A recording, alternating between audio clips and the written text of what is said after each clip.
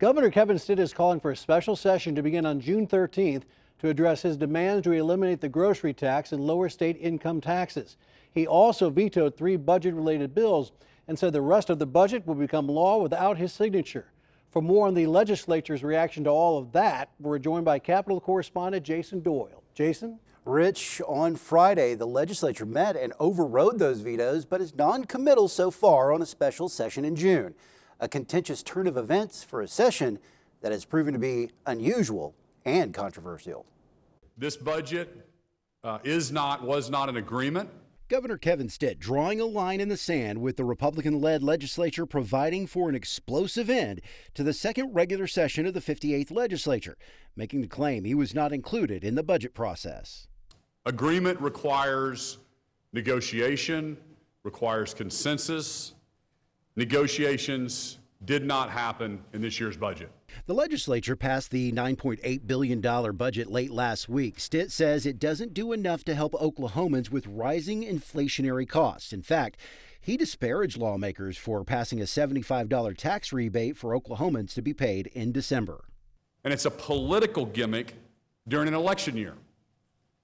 I never expected Republicans to take a page out of Joe Biden's liberal playbook and waste $181 million sending government checks out. Stitt contends his call for a June 13th special session to eliminate the state grocery sales tax and further reduce the state income tax will be a better plan to help Oklahomans. This will save the average Oklahoma family $453 each and every year. Oklahoma House Speaker Charles McCall issued a simple one-sentence statement in response to Stitt. The House will respond to the governor's many inaccurate and misleading statements in due course. On the final day of the regular session, the legislature did not overturn the vetoes of the rebate money and the repeal of the motor vehicle sales tax. While a battle has erupted over Oklahoma's spending, abortion is bringing national attention to the most pro-life state in the nation. I don't know how much clearer we can be. We believe life begins at conception, and we're going to protect life in Oklahoma. So to kind of fight fire with fire, as they say, I proposed a tongue-in-cheek proposal to mandate vasectomies. Earlier this week, Governor Stitt signed House Bill 4327, the Texas-style civil liability law, which allows lawsuits to be filed against someone who performs or aids and abets in an abortion. However, this law moves the limit from a fetal heartbeat to conception.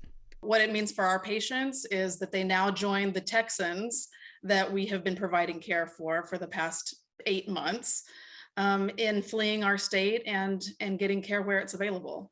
Just ahead of last week's passage of House Bill 4327, clinics had already paused abortion services due to a previously passed and signed abortion law. We were preparing to resume care in our Oklahoma centers post, Senate Bill 1503, which was the all-out 6-week ban, and we're not able to do that at this point. So providers had to stop providing on Friday because they just had no clue when he was going to sign it. He could very much have signed the bill during the middle of a procedure. Supporters of the near-total ban believe they are on the cusp of winning their fight to push back Roe v. Wade. The core of this whole discussion is the protection of innocent life. Guys, we can see what's going on with our courts. We can see what's happening in America, and I'm going to tell you, I have hope. The most important economic development bill of this session and probably in the history of Oklahoma, and ensure that more Oklahomans are given a chance to life. The Center for Reproductive Rights did not file a new lawsuit against House Bill 4327. Instead, it's amending the current lawsuit against Senate Bill 1503, the Texas-style fetal heartbeat bill. ACLU of Oklahoma Executive Director Tamaya Cox-Teray feels Oklahomans do not want a total ban on abortion. We're seeing polls coming out that 55% of Oklahomans actually don't support a total abortion ban. So our Oklahoma legislature is not representing Oklahomans by any means. Amber Integrated conducted the poll to which Cox-Teray is referring. Democrats are largely against a full ban on abortion. over 75% of them said that they were against banning that. Oklahoma Republicans, registered Republicans, were a little bit more mixed. 48% would be in favor of a full ban on abortions, all abortions in Oklahoma, and 40% were against that ban. 55% of voters said that they do not want a full ban on abortion in Oklahoma.